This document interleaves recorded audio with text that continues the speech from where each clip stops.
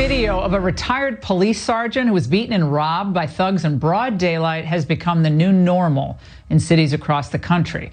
Now, it's no different in Minneapolis, where we went last week to document the chaos, the aftermath of all those riots, the lawlessness, the destruction, all after George Floyd's death. And those who stand up and call for more or better policing, like Minneapolis Police Federation President Bob Kroll, can expect a violent BLM mob to show up at their houses. I'm a black man being terrorized by this Klansman right here. Don't run now! Don't run now, racist white people! Come on over here with your Blue Lives Matter sign. Blue Lives ain't shit. And if people in Hugo don't support black people, Hugo, Minnesota.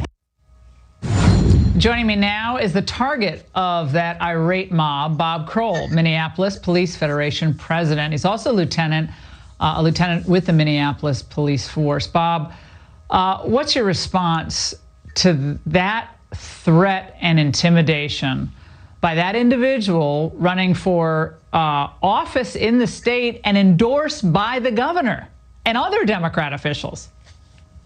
Well, Laura, it's shameful. And what's truly shameful beyond that is no one in the party here, including the governor, has asked for him to step down and withdraw from the race. They put out a few small retractions that he wished he wouldn't have done that, but they were very minor apologies, if you could even call them apologies. And the rest of them are saying, hey, this is our party. This is what you want. And sadly, he's from the east side of St. Paul is where his district is, and that's where I grew up and spent the first 25 years of my life. Now, I was in Minneapolis last week, and I spoke to business owners whose lives were completely destroyed in these riots. Now, these aren't political people. They're just hardworking Americans. And their stores were literally burned to the ground. Watch. Do you want fewer police here, or do you want more? We want a more presence of security. There's no backup plan for the police either. They say they want to defend the police. Okay, do you have other plans, what you could put into our community? Because I have another store down the street. Thursday, 1 p.m., I got robbed in the daylight. The police is all they do is, Laura, is taking reports. I have reports after reports, and now the reports is going to become like a booklet. You know, it's like a full of reports. Bob, he, like many others, just not getting the help that they need right now from authorities. Well, what's your response given the situation in Minneapolis today? Well, the thing is, a year ago, our chief of police asked the mayor and city council for an increase of 400 officers, and they got nothing. And during press conferences, you saw our mayor repeatedly say, we just didn't have the numbers. We just didn't have the numbers. And it was the epitome of failed leadership. If they would have deployed the guards sooner, which they held back on their deployment, a lot of these businesses and buildings could have been protected. They did over $500 million worth of damage to these businesses. There's 1,500 businesses, many of which will not come back. And not only did we not get the 400 officers, we are down 100 from that. There's rapid retirements. We expect to drop 200. We were hovering around just below 900. And we're going to be below 700 the way things are going.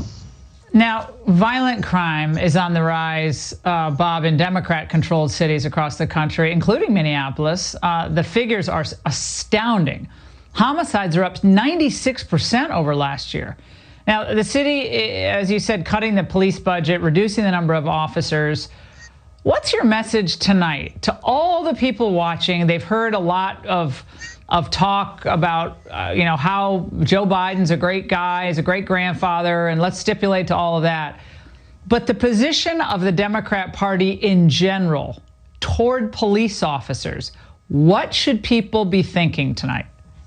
They have declared war. The party has declared war on police in all the major cities. Minneapolis has it bad, but thank God we're not Portland or Seattle. You look what's going on out there.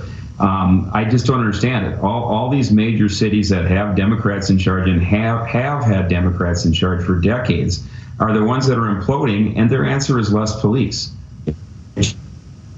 And Bob, I have to say, after being in Minneapolis and seeing the destruction firsthand, I mean, I actually got in my car and I just cried.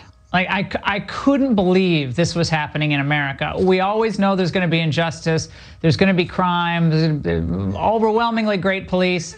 some, not great, just like in humanity. It's not everyone's going to be a perfect person. Some going to be criminals. But Minneapolis, that happened in Minneapolis.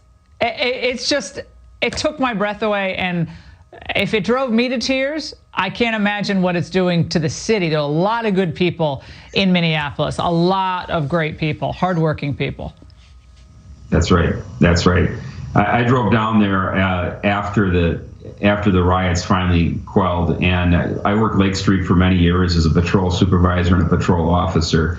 And it was devastating to see, because a lot of those businesses were strong police supporters, and they're gone and they're not coming back. And it's sad to see, because that Minneapolis was a very vibrant city, and it's going to be a long, long road to recovery. And they're headed in the opposite direction. Depolicing and defunding the police is not the way.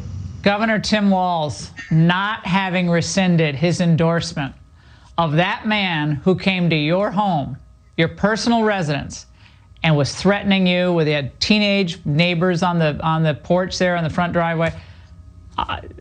What has happened to Minnesota? Got to turn this around. Bob, great to see you tonight. Stay in touch with us. We'll be tracking this story as it goes on. Thanks for having me, Laura.